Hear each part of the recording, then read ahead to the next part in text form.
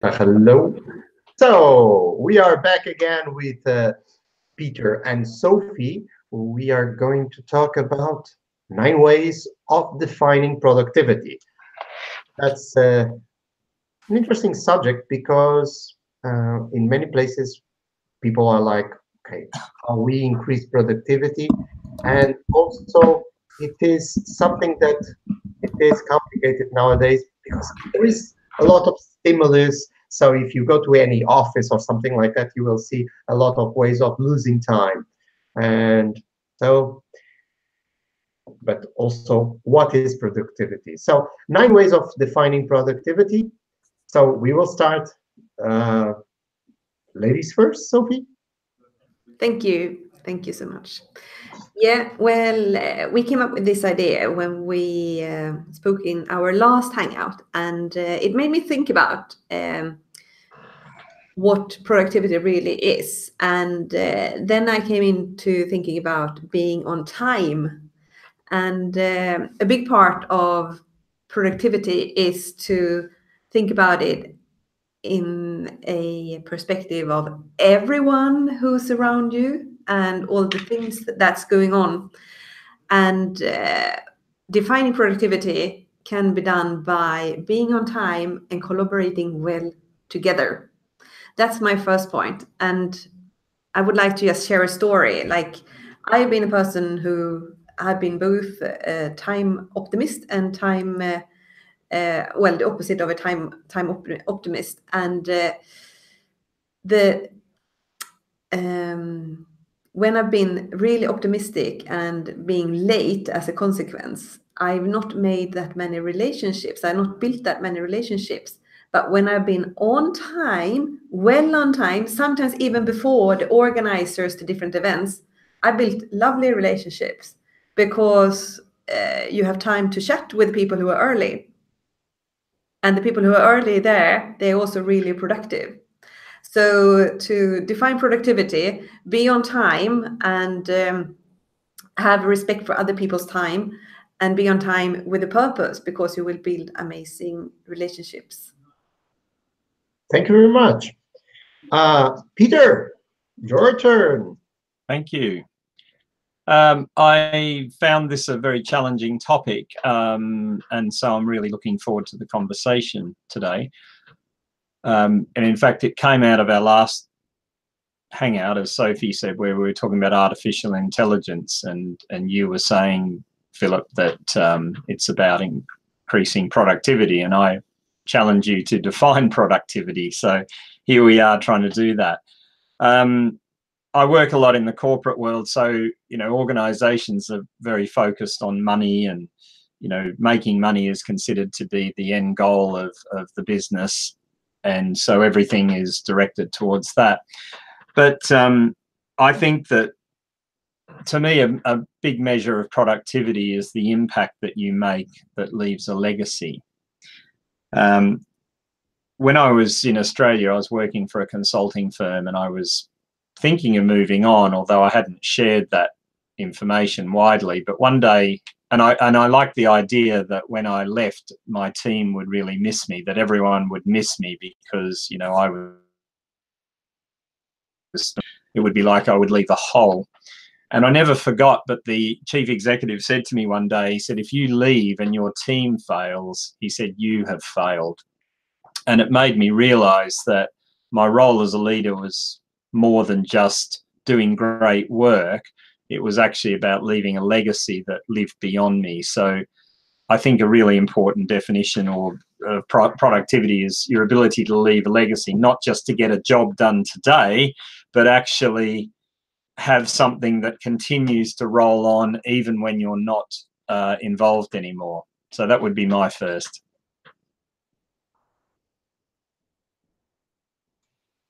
Okay, didn't notice that I got my microphone out. I don't do it very often, so that's the problem. So I think that the discussion about productivity many times is you concentrate in being efficient and not being effective. And that is, let's say you go for the short-term thing, how many things you do, how many, like in a factory kind of way, because when we start talking about productivity, we always think about, our mind goes for production lines. Okay, so how many parts can you do per hour, per minute, per second, and how much you can improve that process. The question nowadays is that, is it useful to do so many parts? So because at the end of the day, you might be um, creating a problem for the company, because if you are selling that in a, let's say, negative margin or something like that, the more you produce, the worse you are getting. And that, unfortunately, is a problem with many small and medium enterprises that don't have really good accounting systems, and for instance, they don't distribute the overheads across those parts that they are doing, because the accountant, the building and everything, it's other costs, so it doesn't relate with the parts that you are creating. So, but this is one of the issues. But one of the things that we have to understand as professionals, because we are much more in charge of our own destiny, let's say, is what I do is really useful, or am I doing in a mechanical way because it has been done always like this? So many times we have to do an exercise that is kind of getting outside of our body, having this outside of the body experience, and look to our own work and see, is this logical? Because many times we are entangled in this daily routine of doing stuff and doing and doing and doing and doing, and we don't look from outside and think, is there another way? And I have discovered during this type of exercise that sometimes one thing that takes you the whole day to do basically is a 5 minutes thing, or you don't even need to do it. Let me give you a small example that it's a funny one. Some years ago, and this is a real example here in Portugal, there was a guy that went to work for the agency that issues the driver's license, okay? And he was going around the places, he was being introduced to people, and in one office, he sees a lady with driver's license in one side and driver's license in the other side. And she was like picking each driver's license, looking to the computer and putting it to the other side, okay? And he thought, this is a bit strange. And in the afternoon, he went back there and asked, what are you doing exactly? And she explained, well, she's picking the driver's license that were printed, checking with the computer if what was printed was equal to the driver's license. So he was like amazed, because this lady was checking if the computer was printing the same thing that it was on the screen. Of course, she never found any mistake because there was no mistake. So he picked the whole pile of driver's license from one side and put it on the other. And she was like, oh my God, now I have to do all of the work again. No, it is done. But then she might think she doesn't have a job anymore. Basically, because, but she probably has other capabilities. It's not, but of course, in this kind of governmental agencies, there is this kind of thing going on. So I think that's a really important point, actually, because I think it's very easy for people to be concerned about their own survival, and therefore they don't want to even look for ways to make their job less necessary. And I can understand that. And I think, you know, I've often said to people, if you have a way of making your job redundant actually that will make you more appealing to other people because you've got the ability to step back and think, is there a better way of doing this? Yeah. Yeah, it's a great example though. But that happens in normal corporates as well. I know some Gothenburg, huge companies in Gothenburg, they have the same problem. There's so many people there, they're just doing the things that they have done for years, and there is no way for them to start measuring if it's productive or not, because then they will lose their job. They will refuse to do it. So with that, Sophie, can you give your second? Yes, of course. Yeah, I was thinking about a habit that I've had for a few years. I started like 7-8 years ago, and it's to summarize my year and everything I've done in it. And when you're trying to define productivity, it's important every now and then see what you have done. And and this was, how can I say, it's not like I'm ticking, but I've been summarizing for myself in a story. And sometimes I put it in a blog post, and then sometimes I put it in a Christmas newsletter. And by doing so, I'm going through the whole year. I'm looking at every month what was achieved and what did I do and was it good for me or not. And when doing that, I'm catching the small, how do you say, the small dust of productivity that comes every now and then. And I also read or heard from people who works in schools that you do this in the Montessori technique, that you sort of, you build a picture of everything you should do, and then every now and then you cross out the things that you've done.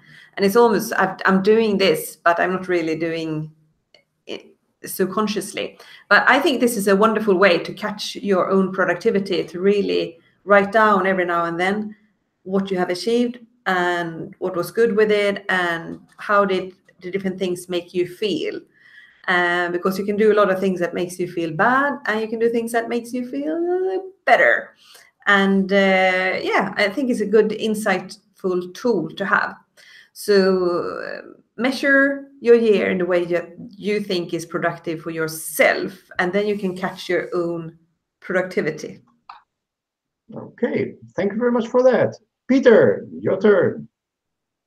I like that one, Sophie. I think it's very easy for us to focus on what we haven't done and feel bad because we haven't done things that we could have done or should have done. And I think it's really useful to reflect on what you have done that has worked and keeps you in a positive mindset. My second one is a little bit related to the previous one about making a difference that leaves a legacy. And I think it's when it goes beyond your immediate circle, so that the things you do and say have an impact that goes way beyond you. On the weekend, I attended a funeral of a lady who's died in her early 50s, who taught my children at school and was also the mother of one of my son's friends. And there was it was a huge funeral, and as a teacher and a member of the local community, it was amazing the impact she'd had on so many lives. And it was fantastic to see, you know, her own children, how they've grown up and matured, and, you know, they're wonderful people, and the young people whose lives she's affected, the parents whose lives she's affected. And I think, you know, that's not something you can measure in immediate short-term things that people can say, well, have you done something productive? And as a teacher, you know, she would be having to measure short-term impact. But I think a really powerful way of defining productivity is how far-reaching the things that you do and say are. And you won't always know. I think, you know, in our own work, we touch a lot of lives, and, you know, sometimes we don't even get to find out, or we do maybe many years later, the impact that we've had. So whilst it might be a good way of defining productivity, it's not always an easy one to measure. Well, Peter, you really connected with one that I had here. That is what I call the butterfly effect, because this is basically, it's very difficult to define productivity through the butterfly effect, but the butterfly effect exists, and everything that we do will have an impact in the future. So if I do like this, I just change the future. So, but I don't know if the butterfly effect of doing this is zero or almost zero, or if I will start something that is amazing. So this is the I'm in several occasions in my life I have been able to to track the butterfly effect of a very small action that I had at some point that I didn't ever notice. But you get that, and unfortunately, in the case of the lady that you were talking about in the funeral, she probably didn't get it. Let's say the end result. Let's say, but sometimes you get it because in life the butterfly effect goes like this. It's like throwing a small stone to a lake, and it creates a wave, and sometimes it hits a bank and it comes back, and you see the wave coming back. So this is something that when you get this tracking of the butterfly effect, also you get some stories that can be inspiring of other butterfly effects. So never forget the butterfly effect. So Sophie, your turn, your last one. Yes. Yeah, well, a while ago, many years ago, I had the most unproductive time in my life. And it was when I was working in a corporate, and from every day I had meetings from like 9 o'clock in the morning until 4 o'clock, 5 o'clock in the afternoon. And we had a personal assistant in our team, and she was really good at putting in a meeting over lunch as well. So I hardly had time to go and buy lunch. If I had time to buy lunch, or if I brought food with me, I hardly had time to eat. And it was horrible, unproductive, and a really weird experience to work like this for a few months. And I noticed this was a period when I was watching quite a lot of movies, and I did things to sort of, that was a way for me to, I worked in TV production, and I really wanted to find inspiring stories to watch and learn from. And I stopped doing that. I didn't watch a movie, I didn't watch a TV series, I didn't do anything. And I was totally mentally burned out, and it was so unproductive. And I don't recommend anyone to try this and to do this in your corporate world, but it was ridiculous. I had like half an hour of productive work every day. And so the point I want to make is have time where you're not interrupted all the time. That's one of the best things to define productivity, because good thoughts will come to you, and you will interact with people in a good way. And when you do that, you are really productive. When you only go to too many meetings, and waste your time planning things that will happen 3 years ahead, and you actually don't know if your company will work in the same way in 3 years, it's ridiculous. Refuse to go to these meetings. That's my final point. And I would also like to share that if you get a little bit more organized, you will be more productive. Don't chase for things. Know where your things are in a good way, and you will get your life in a better order and stop wasting so much time looking for the things that you lost somewhere. I'm trying to organize myself every now and then, and is one of the best things I've done, because I'm naturally quite disorganized. But when I'm organizing, every now and then I find new things. I know what I have. I don't buy a new pair of Wellington boots if I already have like 3 pairs. So yeah, be more productive at work by not having stupid meetings, and organize your stuff at home. Top tips. Okay, Peter.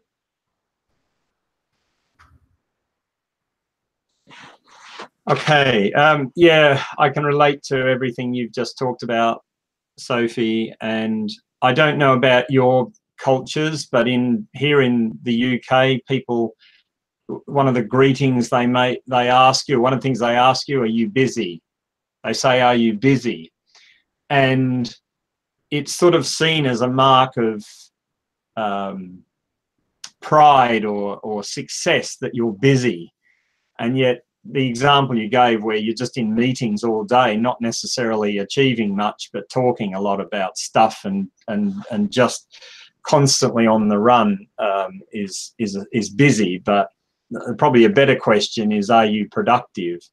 And that, of course, requires us to define what productivity even is, which is why we're here today. My third one is, I think productivity is creativity. Creativity is to bring something into the world that didn't exist before, something that potentially makes things better, solves a problem, or is just an expression of who we are in the world. And part of that is also being able to see potential in ourselves and potential in other people, and finding a way to bring that out into the world, which is kind of a creative process that we do together, which I think is one of the most satisfying things in work and play, is to join together and create something that somehow didn't exist before. So that would be my final one. Connecting with what you are saying, I think that nowadays there is like the technological trap. So people tend to define let's say unconsciously, their productivity by the emails that they finish during the day.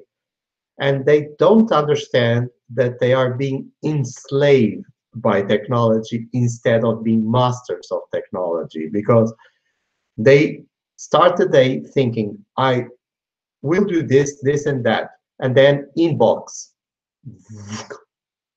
And every priority, everything is done. They are thinking one thing and they are doing another. And by the way, they are very, like you were saying, very busy. But are they doing what they are supposed to do? Because one of the funny things that happens with how you answer to emails, the speed that you do it to it, you can be an email, but for email/chat magnet. So the more the faster you are with dealing with emails, the more emails you attract many times. And many times because you are like very busy, you are in those meetings that Sophie were saying, and you are to take the time and to be more productive. You are answering emails, so you are not in the meeting, you are in the email, but you are also not in the email, you are in the meeting. So you are creating the possibility of more emails because you are not answering correctly, you are not reading all through the email and things like this. So basically, be careful with the technological trap.